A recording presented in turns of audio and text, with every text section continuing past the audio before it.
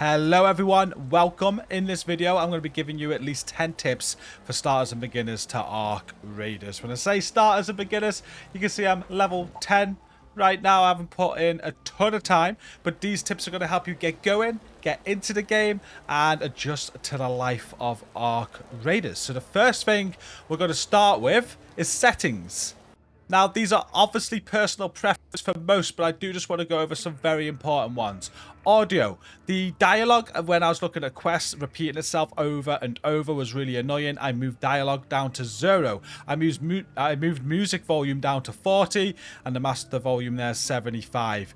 The game is very loud. The dialogue, again, was very annoying. That's why I set that up. If that's annoying you, then also do that. But voice chat is probably the most important thing. Now I have push to talk on party. I use Discord, but also proximity voice chat. I have that to push to talk, and it's there as a hotkey as B on my keyboard. Make sure that you take full advantage of this, because when you're in a game, if you are looking to loot, you're not really looking to get involved in PvP action, a lot of encounters can be saved by just talking to the player. Just let them know you're friendly, they might let you know they're friendly, and you can go about your day without shooting each other. Very, very handy. Highly recommend doing it. If you're not doing that, then just make sure you shoot on sight, because a lot of other people will just shoot on sight. But it has got me out of a few encounters, and I've been able to get by my grind and my looting without having to go into combat. So very, very handy on that. My next tip is quests. Make sure you are focusing on quests. It kind of goes without saying, but we want to talk about quests because there might be a few things you don't know about. Now, your main quests are these yellow ones here. You're going to be picking these up off of traders. The game will take you through the introduction and explain how all that works, and will force you to pick up quests and hand them in. But make sure you're focusing on them. They'll tell you clearly what you need to do. You might need to have a Google to find out how to do some of these, because that's the whole point of these games. They kind of give you what you need to do, but sometimes it's not so clear on actually how to execute it. I'm going to be covering guides on every single quest in this game, so check out the video description for the playlist for Ark Raiders if you want to see where I'm up to and catch up on any quests if you're unsure of those. You've also got feats. These are kind of like side quests in a way, and what feats are going to do, they're going to keep on refreshing. You'll always have 3 available to you. As you complete one, another one will appear, and if you go to the decks menu, as you're earning the feats currency, you can unlock this raider deck for free, and you can spend the feats currency that you're earning on some of these like apparel items, but also item caches as well. And the more you spend, the more pages you'll unlock. So it's well worth doing these feats as you go. I don't really focus on them entirely, but I will try and get them done. I'll have them in the back of my mind, knowing that they need to be done, because I want to kind of go through this and get all the rewards. It kind of acts like a little battle pass or season pass in a way, but it's not time gated, which is great, and you can do it at your own pace. So they're the kind of 2 different versions of quests that you have. And what you might not know about is if you are co-op, so if you're playing solo, obviously you're doing this by yourself, but if you are co-op, anything your group does counts. So I'm going to give you an example here. Ark Courier Searched, which is a feat. If I'm playing with a friend and they search one, I get it as well. Turrets Destroyed. If my friend destroys a turret, I'm going to get it as well. Some of these main quests here: destroy an Ark enemy using a fireball burner. If one of my friends did that, it would count for me as well. It's really good like that. It's very casual like that in a way. Anything your squad does counts for everybody. And on top of that, if it's something like find items, I don't think I've got anything active right now that requires me to find. Oh yeah, here you go. It's like get a Wasp driver or get a Hornet driver. As long as one of your squad is doing this and gets it out, it counts for the whole squad if you've got the quest active together. On top of that, if someone is ahead of you and they have got the item in their inventory and you don't have it, as a team, you can go into a game, they can bring it in with them and they can drop it for you and they can give it to you. It's not like it's got to be found in raid or anything like that. If you play Tarkov, you know what I mean by that. A lot of stuff's got to be found in raid. It's not like that on this game, which means friends can bring things in for you and drop them for you. It can make some of the questing very, very easily. It's very, very easy, sorry, by working together with friends. The game introduces this to you, but I do want to speak about it again just because the additional tip that I have that is quite easy to miss. When you have a lot of deaths and you're losing items, you might not have a loadout to go in. You might want to use a free loadout. Again, this is introduced to you in the game. I'll tell you about free loadout. It actually forces you to do it. When you go in with a free loadout, you'll get a random gun. You won't have a safe pouch. You'll get a little bit of ammo, and you'll get some of the quick use items. It's all random what you get, and you'll be able to go in on a free loadout as often as you want to. You can go in, try and loot, and get out. What the game doesn't tell you, unless you go and search for it, is once you get out, you can use this free loadout augment, and what you can do with it is go to your vendors or traders, go over to Lance, and the Combat Mark 1 in the middle here, you can exchange your free loadout augment to upgrade it to the Combat Mark 1, which does come with a little bit more extra stash space or inventory space, comes with that safe spot, and it's just a little bit better. So when you are going in with free loadouts, if you get out, make sure you make this swap, because it's just a good improvement and it's practically free. I also want to advise you on some of my favorite weapons that I've used so far on the game. I have one on me right now, which is the Pharaoh. Pretty decent gun, especially if you have it at a higher level like I do. My one is currently level 4. It uses heavy ammo. It's one shot and reload, which can be a little bit annoying, but it does hit very, very hard. Other than that, the Rattler is very good. Obviously, the higher the level, the better. I do have a Rattler level 3 there. Basically an assault rifle. It hits pretty well, uses medium ammo. I like using that gun as well. And then finally, I don't have one on me right now, but I love the Kettle. This is a single fire assault rifle. Hits very, very hard. It's brilliant. It's probably my favorite gun to use. It uses light ammo as well, which is a huge plus, because you can carry stacks of up to 100 ammo on you with light ammo, and the magazine size is 20. Such a good gun. I'll be focusing on using these guns. If I haven't really used any pistols or shotguns or anything, but one I really stay away from is the Stitcher. The free guns I've mentioned I think are very good at the start of the game. I just focus on these until you can get better weapons. And don't forget, as you improve your workshop and stuff, you are going to be able to use your workbench to upgrade your weapons, to get them higher level and things like that, and craft things that you need. If you are wondering where best it is to spec into on your skill tree, then one thing I'd say, I wouldn't be too worried about it, because I don't think it's a limited tree. Normally when trees are limited, you have a certain amount of points that you can spec into. But they allow you to reset it, and there's no way I can see of resetting this skill tree, which means I believe eventually you're going to have everything out anyway. So it's about looking at it and seeing what's more important to you. But I highly recommend in favoring your stamina, because you're going to be running around a lot. I mean, you get into encounters. If you've got more stamina than the enemy, it's going to be a huge benefit. So to start off, I went into Nimble Climber. I then went 3 into Marathon Runner. I got 4 into Youthful Lungs right now. I'm stacking these to the full, but I also wanted the ability to craft when I was in a raid. So I also put 1 into Agile Croucher, 1 into Revitalizing Squat, and I unlocked the in-round crafting ability, which allows you to basically field craft items while topside, which means if I need a quick bandage or something like that, I'm able to craft some things on the go as long as I've got the materials on me, which can be very, very handy.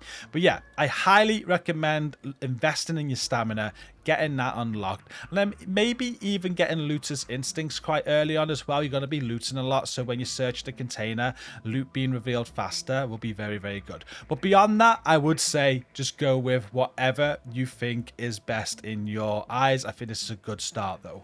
Just a couple of tips now for when you are in a game. Map awareness is quite important. When you bring up your map, you can see what current quests you got and things like that from this menu here, so you're able to focus on it. But then you're able to see all the items that you have got tagged as well if you're in need of some items. We're going to talk about that in a moment. But yeah, just be aware of your map. Understand what the map means. You've got some hotspot areas here. They are color coded and they could be high loot value, medium loot value. It's quite likely that these areas are going to be hot with enemies. So if you're looking for a quieter run, you can try just staying off the beaten track. There's plenty of areas around that are very good for loot where you don't need to go into these areas. Of course, some quests are going to take you there, but like this area I've just spawned in here, Ruby Residence, is very good for loot. We're going to be able to loot up and fill up our bag in this area. Other areas like Old Battleground is very good. The South Swamp Outpost is very good. There's a lot of areas away from the main zones where there's some very, very good loot. What I always like to do as well, I like to mark my extraction from the get-go. So what we're going to do here, we're going to loot up where we are in Ruby Residence, and then we're going to hit an extraction. We don't have a hatch key to get out there, so we're going to do Central Swamp Lift. We've got 11 minutes to get there. We should be able to do that. With the marker up though, I always know where my extraction is when needed. One thing I also want to mention is while you're looting, we are still in the first building we just spawned into. By the way, that's how good this area is. Our bag is full. You can still dismantle items that you find. So we've got this camera lens here. I can't put it in my backpack, but potentially what it breaks down to is something I already have on me. I don't think it is in this instance, but I can right click on it. I can salvage for plastic parts. And if I had plastic parts on me, it would go into that slot and stack onto that. So even when you are full on items, don't be afraid to break them down and see if they can fit somewhere else. If you're holding the salvage material you're breaking it down into, and obviously you can swap and change things as well if needed. That's a nice little tip to know, because you can just really build up those stacks by dismantling items. And just before we go to extract, one thing that's worth noticing, say you think you've heard footsteps, you're a little bit worried, you're hearing gunfire. If you're worried that people might be around you, one thing you can do is just bring up your pause menu. It has an in proximity tab here that shows you if players are nearby. So right now I know nobody's in my building pretty much, which is brilliant. And not only can you use this here, but you can use it anywhere. So I've just found this on the ground, which is a breach, and I might think, oh, it's a bit in the open. What I could do is bring up the menu, see no one is around me, knowing that I'm safe enough to breach it. And you know, we shouldn't get killed while we're doing this, because you are going to make a loud noise when you breach things and stuff like that. So if ever you're wondering, you know, is it safe to do it, check your escape menu or your pause menus, make sure there are no players around you, and you should be good to loot. I can then check again afterwards. Still no one in proximity. I should be good to search this. Another great place to use it is around extraction zones. I'm at one now. Someone's extracting. We'll let you know someone's close by when you're extracted, so you know you can feel a bit more safe about doing it. They're about to get out, so Alarmo, we know us and them are the only ones in this area. Oh, he's just missed it. There he is. We could try to kill him. Oh, he missed the extraction. He's called it back in again. But yeah, when you're on extractions, do the same thing. The names will pop up. So before you press the button, if you want to make sure that no one's in your proximity, then you can check that. And you know you've got a little bit of time to press the button. I'm not sure how big the proximity is. Like, people could still be around you. They're just not dead on you. So you know you're a little bit safer. I might risk it all. I'm going to edit here, but I'm going to try and kill this person. So, we got out and we've got our loot. We're going to unload it all into our backpack. It was a nice loot session. We filled up, which is great. Now, what do we do when we are looting all the time and we are running out of stash space? We're going to finish off this hints and tips with some inventory management tips. Okay, so one of the most important things is when we go to the inventory is that we've got enough space for our inventory. You can see I'm on 159 out of 184, and we're able to expand this. Now, my next expansion upgrade is going to cost me 60,000 coins, and I'm currently on 184 slots. It adds 24 stash slots every time you upgrade it, and the price keeps on going up. I'm not sure what the maximum is. I'm sure there will be one at some point. If it doesn't even change to real money, you got to purchase it to increase it. No idea. But you want to work on this. Make sure you're always making money, upgrading your stash space, because you want space for all of the loot that you're getting. You're going to want to be doing that. Now, we get things like blueprints. Just right-click on them and learn and consume, because they just go into your blueprint menu. So when you're crafting things, you got more things that you can craft. And you just want some tips now on how to best manage all of this loot. Well, it starts from your workshop, because at your workshop, once you've got everything unlocked, which is something else that you want to aim to do, some of this needs leveling up, and there's some items in here that you're going to want to craft. Now, what I do, this one doesn't have a level up for the initial workbench, but on the gear bench, gunsmith, medical lab, explosive station, utility station, and refiner, I think all of those have level ups, and they require resources. So what I've gone and done is gone and tracked every single one of these. So every single level up resource has been tracked, so I know what I'm looking for. And then what you also want to do is go through each one of these and then track the resources on anything that you are going to be crafting regular. So things like ammo, things like your favorite weapon, or if you go over to the gear bench, you might like certain things in here. You might want to make a heavy shield, so you might want to track the resources of a heavy shield. You get the drift. Go through all the items, track everything that you are interested in. Now, the reason for that is that when we're going through our inventory, we know what stuff we don't want to get rid of, because it's got to put an eye symbol on it. As I scroll through these, you're going to start seeing loads of items that have the eye, and they're the items that I am tracking. So I know I don't want to get rid of those. I want them to stay as they are. It's a great way just to ensure you don't get rid of stuff that's important to you, so that you can craft later.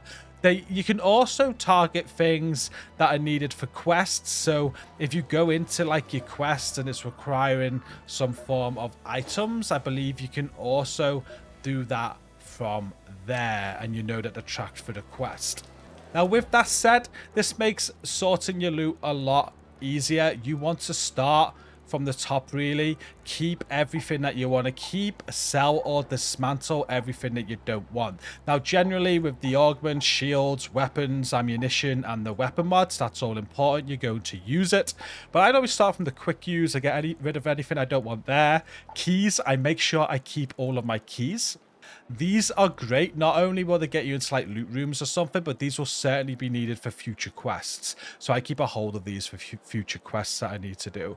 But the most important one is your crafting materials, but then also your miscellaneous. On your miscellaneous, you can sell anything that's a trinket. So trinket is a diamond icon. Just sell all of these. These are just easy money. When you're picking up trinkets, just get them gone. Maybe they'll be needed for quests down the line, but until you got the quest, they're just easy money. And on the crafting materials, don't do anything epic or anything like that. Even though I've not got the eye symbol, these are hard to find. But from rare down, I'll have a look at them, and if it just says can't be recycled into crafting materials, then that tells me I can either recycle them to get the materials off of them. So if I recycle this, I'll be getting something that I need, so that might be worth recycling, so recycle that one. But as I carry on and I find more items that are just advised to be recycled, I'll find things that I don't need. See, that's got the eye symbol again, so recycle that. But then we will find one in a minute that doesn't have the eye symbol, and we know that we can sell it. So it's portable TV.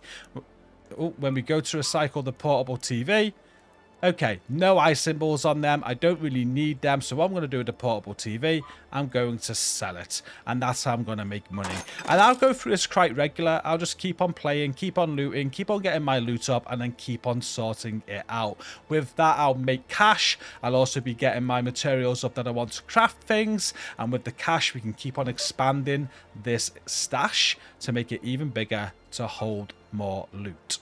And then finally, to close off this video, don't forget about Scrappy. Scrappy is your pet. He gets you free materials. He'll get you scraps, and he'll get them at a larger rate and bigger capacity if you train him. He'll always have items for you. Come and claim them and make sure you're training him. It's a dog collar to get him to level 2. Then beyond that, you've got lemon and apricots, which we're going to track there. And you can keep on leveling them up to improve your reward gains for these basic materials, but very valuable materials. And there you go. That's all I have for these 10 top tips for beginners in this video. If there's any more as I go along, like I said, I'm still very early in the game myself. We've got a lot to unlock. Like, we haven't even unlocked trials yet. Getting close to that, 4 levels away. We've got projects at level 20 as well, which are expeditions. I have no idea what that is. But yeah, there's still loads more to come. If along the way I find out more information, we'll do future videos. But I am certainly going to be doing video by video for each quest in the game. And when I'm talking about quests, I'm talking about the main quests. So that, at the very least, will be uploaded to the channel. If you need any help at all with those, be sure to check out the video description. There'll be a link to the playlist there. If this has been helpful, hit like, comment down below to support the algorithm. It'd help it reach more people, and I appreciate it. Thank you. Don't forget to subscribe. And until next time, take care.